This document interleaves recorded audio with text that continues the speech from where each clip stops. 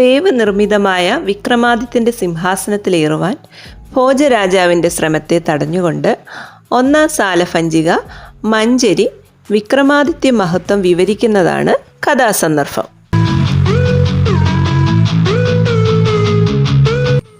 ക്ഷേത്രത്തിനപ്പുറം സുമംഗളാ നദി ഇരുകരയും തിങ്ങി അലസഗമനം നടത്തുന്നു. നല്ല ക്ഷീണമുണ്ടായിരുന്നതിനാൽ നദിയിലിറങ്ങി കൈകാലുകൾ കഴുകി 2 കവിൾ വെള്ളം കുടിച്ചു.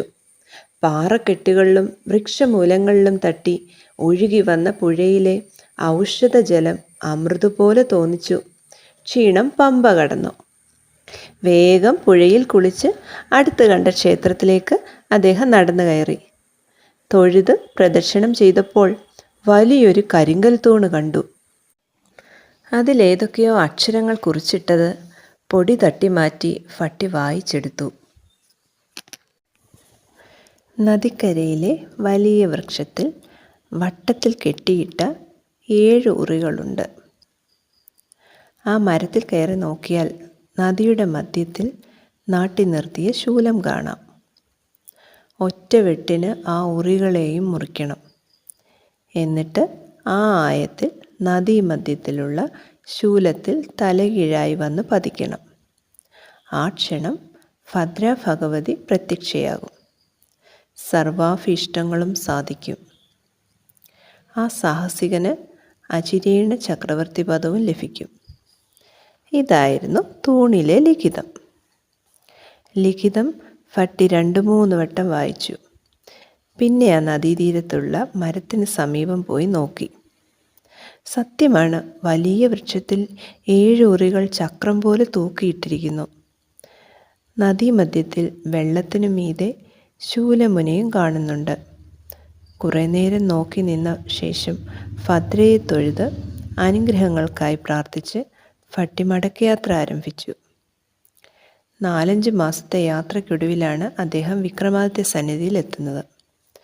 ഭട്ടി പോയതിനു ശേഷം വിവരങ്ങളൊന്നും അറിയാതെ വിഷമിച്ചിരിക്കുകയായിരുന്നു വിക്രമാദിത്യൻ. തൻ്റെ അനുജൻ്റെ ആഗമനം അദ്ദേഹത്തിന് വലിയ സന്തോഷമുണ്ടാക്കി. ഓടിച്ചെന്ന് ഭട്ടിയെ ആലിംഗനം ചെയ്ത് അദ്ദേഹം കുറേ നേരം അങ്ങനെ നിന്നുപോയി. വികാര തീവ്രമായിരുന്നു ആ പുനഃസമാഗമം. തൻ്റെ യാത്രാനുഭവങ്ങളെല്ലാം ഭട്ടി വിശദമായി രാജാവിനെ ധരിപ്പിച്ചു. തലസ്ഥാന നഗരിക്ക് പറ്റിയ സ്ഥലം കണ്ടുപിടിച്ചതറിഞ്ഞതോടെ വിക്രമാദിത്യന് ഇരിക്കപ്പുറതയില്ലാതായി. കഴിവതും വേഗം അവിടെ എത്തണം. ഭട്ടി നൽകിയ കഥാകഥനം അത്ര ഉജ്ജ്വലമായിരുന്നു. ഇനി ആ സ്ഥലം നേരിൽ കാണാതെ സമാധാനമാവില്ല. മടങ്ങി വരുന്നതുവരെ രാജ്യകാര്യങ്ങൾ മുറ തെറ്റാതെ നടത്താൻ വേണ്ട സംവിധാനങ്ങളെല്ലാം ചെയ്തതിനു ശേഷം വിക്രമാദിത്യനും ഭട്ടിയും ആ സ്ഥലത്തേക്ക് പുറപ്പെട്ടു. ദീർഘനാളത്തെ യാത്രയ്ക്ക് ശേഷം ഇരുവരും വനജഗിരിയുടെ താഴ്വരയിലെത്തി.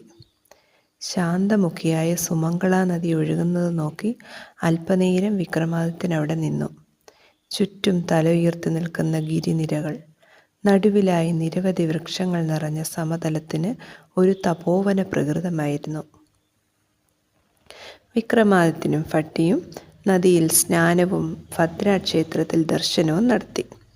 ശിലാലിഖിതത്തിൽ കാണപ്പെട്ട നിർദ്ദേശമനുസരിച്ചുള്ള വൻ വൃക്ഷവും അതിൽ ഉയരത്തിൽ കെട്ടിത്തൂക്കിയിട്ട 7 ഉറികളും അവർ സാഗോദം നോക്കി നിന്നു. വട്ടത്തിൽ തൂക്കിയിട്ട ആ ഉറികൾ ഒറ്റ വെട്ടിന് മുറിക്കണം. പിന്നെ അതേ ക്ഷണത്തിൽ നദീമധ്യത്തിലുള്ള ശൂലാഗ്രത്തിൽ തലകീഴായി ചെന്ന് പതിക്കുകയും വേണം. അതിപ്രഗത്ഭനായ ഒരു അഭ്യാസിക്ക് മാത്രമേ അത് സാധിക്കൂ.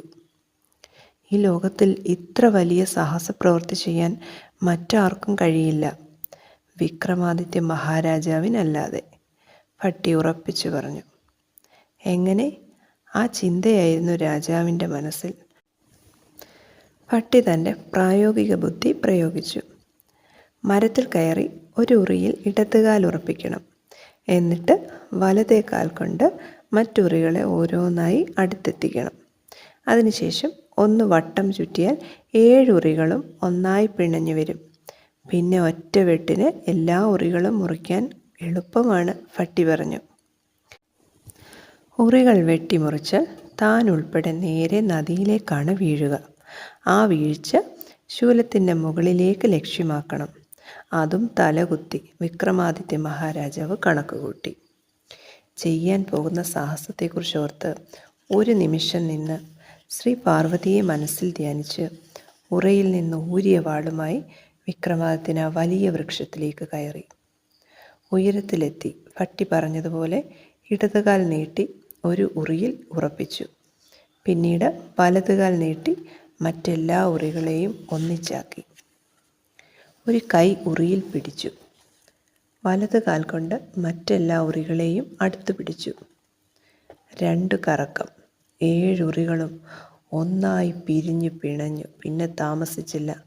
വലത് കൈയിലെ വാൾ ഉപയോഗിച്ച് മുകൾ ഭാഗം വെട്ടിമാറ്റി. അതോടെ ഉറികളും രാജാവും താഴേക്ക് പതിച്ചു. I've been dreaming on in my head like I've seen it. A life worth living is a life with